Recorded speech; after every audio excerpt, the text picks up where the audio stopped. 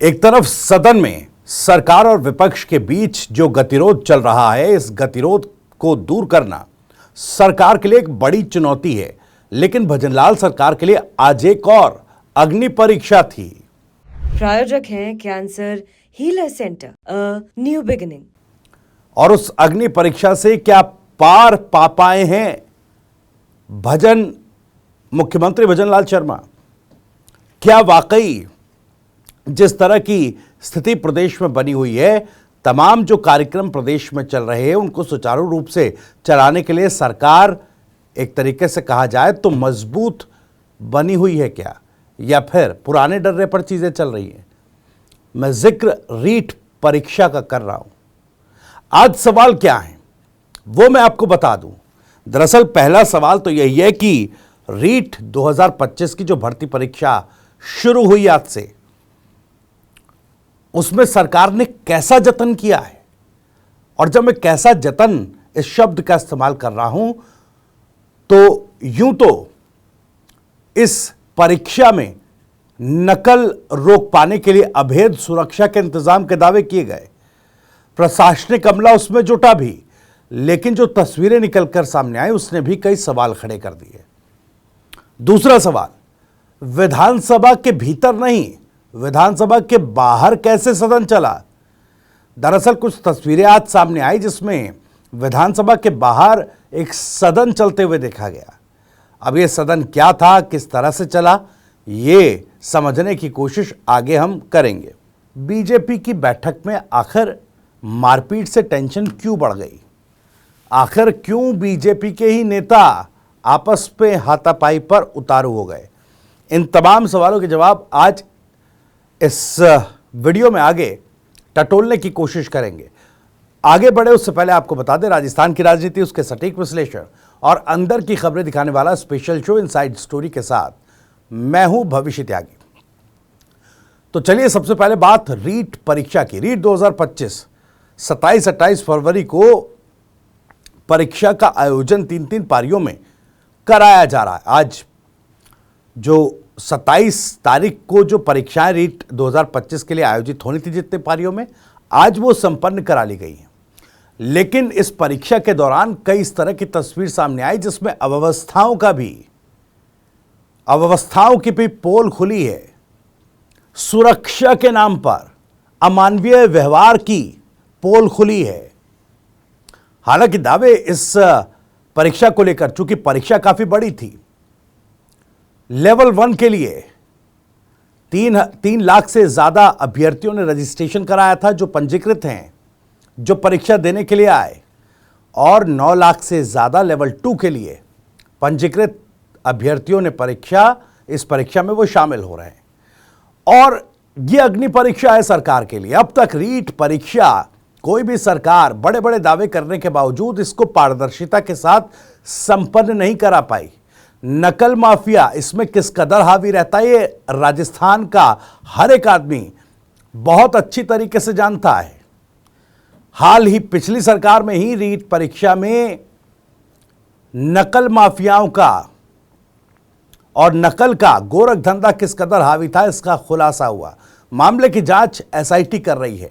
अब एक बार फिर चुनौती सरकार के सामने है कि इस बार की परीक्षा को तो कम से कम नकल प्रूफ बनाया जाए।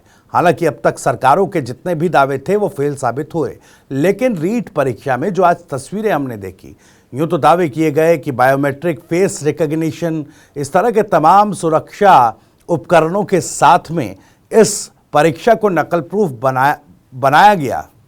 प्रशासन मुस्तैद था, लेकिन प्रशासनिक अमला किस कदर छात्रों के साथ, अभ्यर्थियों के साथ अमानवीय व्यवहार करता भी दिखा। ये तस्वीरें हम आपको दिखाएंगे भी किस तरीके से। आप देखिए, छात्रों के कपड़े काट दिए गए, शर्टों की बाहें काट दी गई, किसी का कॉलर काट दिया गया, सिर्फ यह जांचने के लिए कि क्या कोई नकल की पर्ची या किसी और तरह का नकल का इंस्ट्रूमेंट या फिर ऑब्जेक्ट लेकर तो नहीं जा रहा है।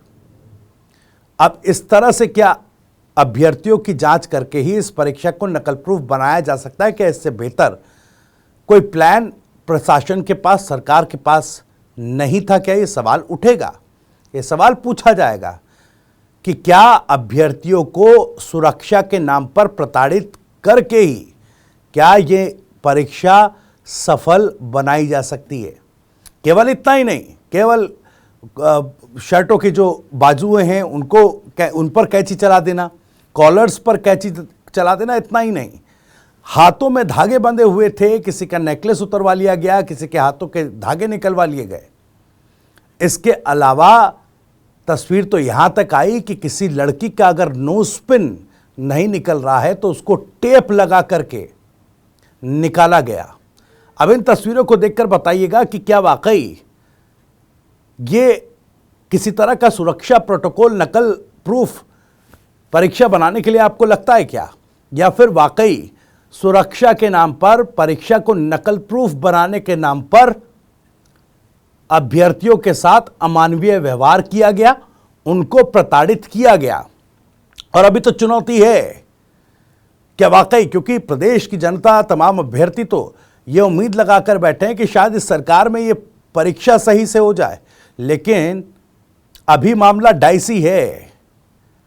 पूर्व की हुई परीक्षाओं का इतिहास देखते हुए ये कह पाना मुश्किल है कि वाकई भजनलाल सरकार इस परीक्षा को नकल प्रूफ और ट्रांसपेरेंट बना पाएगी। हालांकि उम्मीद पूरी प्रदेश की जनता को है, उसी आस में तमाम अभ्यर्थी हैं, लेकिन ये तस्वीरें सरकार और प्रशासन के खास तौर पर उस सुरक्षा मानकों पर सवाल जरूर खड़ा कर रहा है, जिसमें इन मानकों के नाम पर सिर्फ अभ्यर्थियों को प्रताड़ित किया गया, उनके साथ अमानवीय व्यवहार किया गया।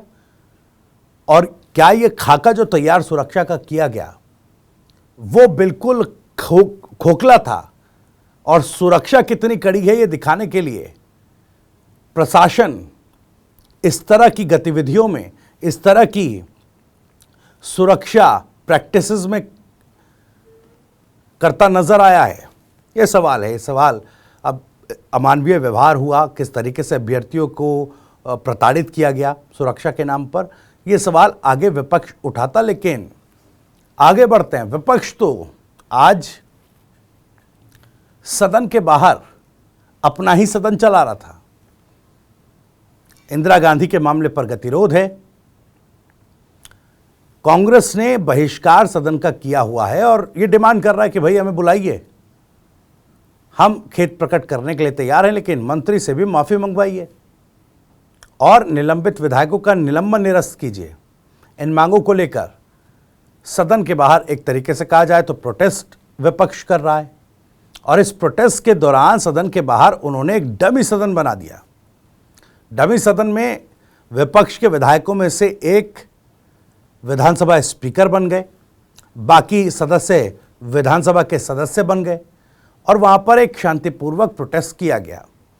और राजस्थान विधानसभा में अंदर जहां सरकार सदन की कार्रवाई में मौजूद थी, सत्ता पक्ष के विधायक मौजूद थे, तो विपक्ष के विधायक बाहर अपनी डमी सदन चला रहे थे। वहीं एक खबर बीजेपी खेमे से भी है, जहां पर बीजेपी की एक बैठक चल रही थी, जिसमें प्रदेश अध्यक्ष, नवनियुक्त प्रदेश अध्यक्ष मदन राठौर भी थे। और इस बैठक में बीजेपी नेताओं के बीच में लात घूंसे चलने लगे। दोनों नेताओं के बीच हाथापाई होने लगी। आखिर ये नौबत क्यों आई, दरअसल मैं आपको बताता हूं।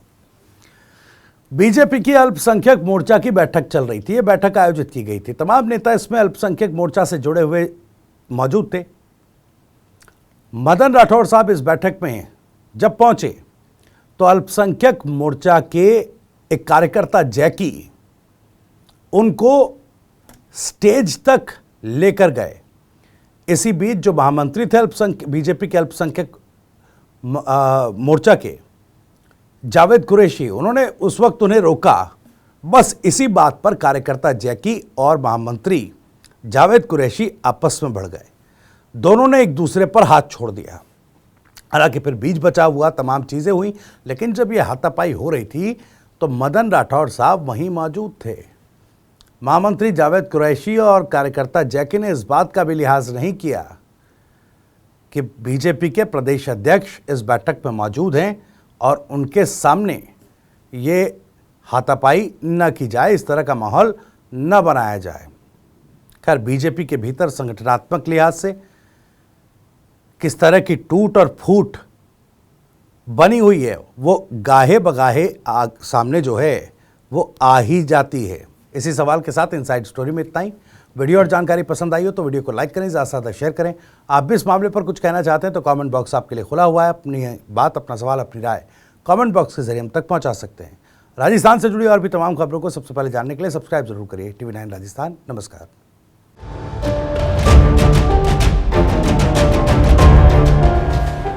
प्रायोजक हैं cancer healer centre, a new beginning.